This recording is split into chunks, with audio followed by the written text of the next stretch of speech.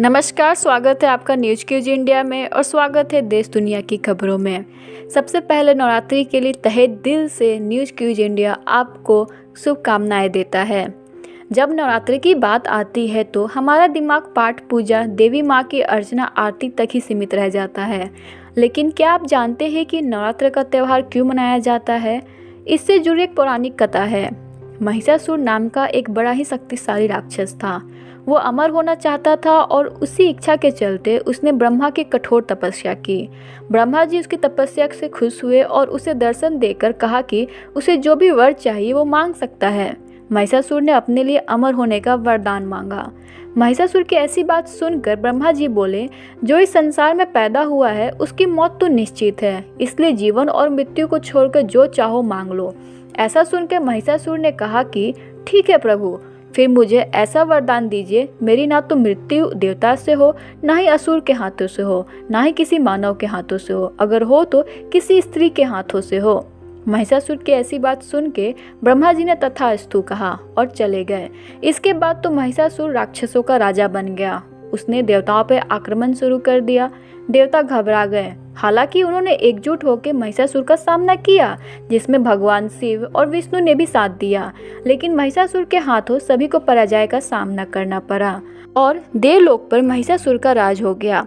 महिषासुर से रक्षा करने के लिए सभी देवताओं ने भगवान विष्णु के साथ आदि शक्ति की आराधना की।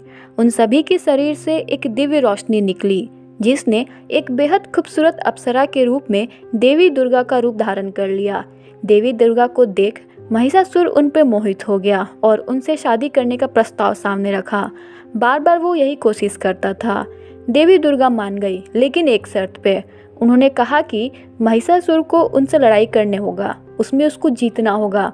महिषासुर मान गया और फिर लड़ाई शुरू हो गई, जो कि 9 दिनों तक चली।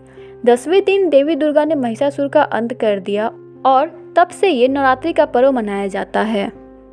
एक तरफ तो हमारे देश के लोग देवी की पूजा कर रहे हैं, उसकी आराधना कर रहे हैं, उनकी आरती कर रहे हैं, और दूसरी तरफ लड़कियों की तरफ हैवानियत दिखा रहे हैं। ये कैसी पूजा है? इंडियन सोसाइटी के डबल स्टैंडर्ड है।